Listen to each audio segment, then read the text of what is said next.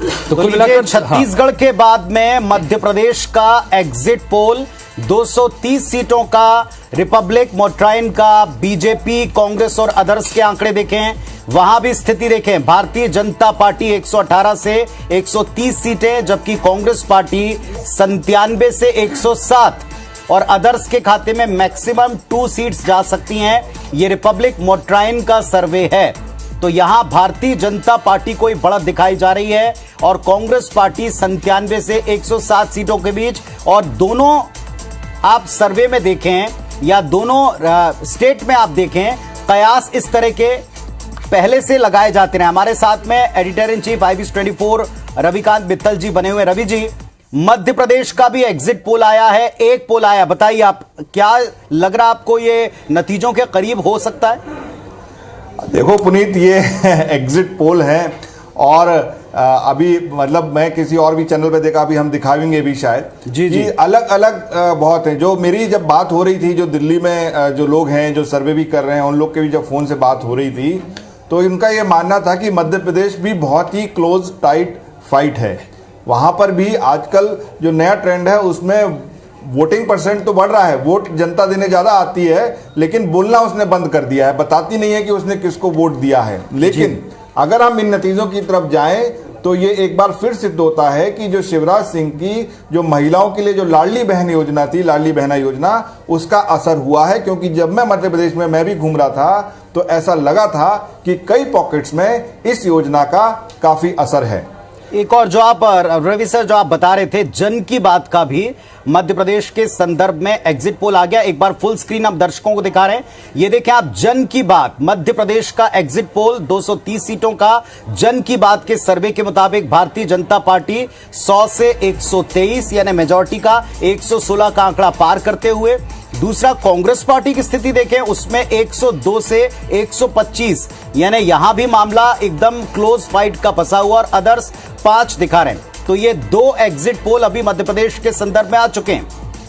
लेकिन पुनीत, इतना बड़ा रेंज है कि आप 20 सीटों का रेंज कभी मतलब आप उसी समय देते हैं कि जब आप श्योर नहीं है कि क्या है। भाई +-5 तो समझ में आता है, आप +-10 कर लीजिए, वो भी समझ में आता है। लेकिन अगर आप 20-20 का रेंज दे रहे हैं, मतलब कि आपके पास कोई रिजल्ट, अब इतने में तो कहीं भी किसी का आ सकता है।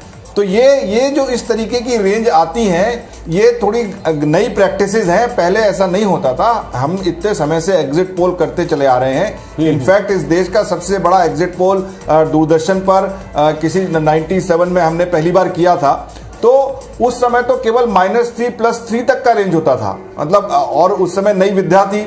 तो लेकिन इस तरह की रेंज है। तो मैं जो आपको बात बता रहा था कि वोटर साइलेंट है, वो बोल नहीं रहा है, और यही इन एजेंसियों के लिए परेशानी का सबब है जो कि इतनी रेंज में ये दे रहे हैं। हालांकि बीजेपी को पॉजिटिव ये लोग दो पोल तो दिखा रहे हैं, ये समझ में आ रहा है। पिछली बार भी रवि सर जो आप बोल रहे हैं, पिछली बार आप एग्जैक्ट रिजल्ट देखिएगा 2018 के, वहां बिल्कुल ठीक आपने कहा, केवल 5 सीटों का फर्क था। वोटिंग परसेंटेज के फर्क के बावजूद अगर हम सीट वाइज देखते तो केवल 5 सीटों का फर्क था बीजेपी कांग्रेस में। यहां 20-20 की कैपिंग आप लगा रहे हैं, बीच का 20 सीटों का, और 20 सीटों में बहुत सारी चीजें उलट पलट सकती है। किसी भी पक्ष में एक बड़ा आंकड़ा दे सकती है, दूसरे पक्ष को बड़ा नुकसान पहुंचा सकती है। कुल मिलाकर अभी एग्जिट पोल हमारे पास में और एक आता जा रहा है मध्य प्रदेश का। हितेश, अभी हम 2 एग्जिट पोल इंडिया टीवी का भी रिजल्ट आया, वो भी एक बार हम चाहेंगे कि फुल स्क्रीन हम दिखा सकें दर्शकों। इंडिया टीवी का जो है उसमें बीजेपी 103 से 116, यहां पर भी करीब 10 से 12 का जो कैप जिसका हम जिक्र कर रहे हैं वो है। और कांग्रेस पार्टी यहां पर थोड़ा सा एज में नजर आ रही है, 111 से 121 के बीच। तो कुल मिलाकर अब तक जो 3 सर्वे मध्य प्रदेश के अपने सामने रखे हैं, उसमें रिपब्लिक एक तरफा बीजेपी की सरकार बनाने की बात कहता नजर आ रहा है। और बाकी जो 2 सर्वे हैं उसमें कांग्रेस पार्टी थोड़ी सी एज में है, लेकिन मुकाबला बहुत कांटे का यहां पर है, क्योंकि 116 जो हासिल करेगा वो मध्य प्रदेश की सत्ता पर बैठेगा। और ऐसी स्थिति में ये जो अभी दोनों ही जगह के सर्वे हम दिखा रहे हैं, यहां पर बहुत नेक टू नेक स्थितियां देखने को। और अगर बाकी दोनों सर्वे को आप देखें तो मेजॉरिटी तक पहुंचते हुए दोनों के हाई रेंज दिखा रहे हैं। इंडिया टीवी CNX का आप सर्वे देखें, 103 से 116 बीजेपी यानी 116 का आंकड़ा पार, मेजॉरिटी ये भी प्राप्त कर सकते हैं इस सर्वे के मुताबिक। दूसरा कांग्रेस पार्टी देखें, 111 से 121, यहां भी मेजॉरिटी का आंकड़ा पार करते हुए दिखा रहे हैं। तो क्या रिजल्ट निकला क्या आखिरकार जनता सोच रही है? बिल्कुल ठीक ऐसा लग रहा है जो मित्तल साहब कह रहे हैं, रवि जी कह रहे हैं कि अब की बार जनता पूरी तरह से खामोश है। रवि जी, एक सवाल है छोटा सा, जो सत्ता विरोधी लहर की बात बार बार की जा रही थी मध्य प्रदेश में भी और कांग्रेस को लेकर यहां छत्तीसगढ़ में भी, मध्य प्रदेश के संदर्भ में योजनाएं काम कर गई या वो लहर थी ही नहीं? नहीं, देखो पुनीत, ये बहुत बहुत महत्वपूर्ण सवाल है।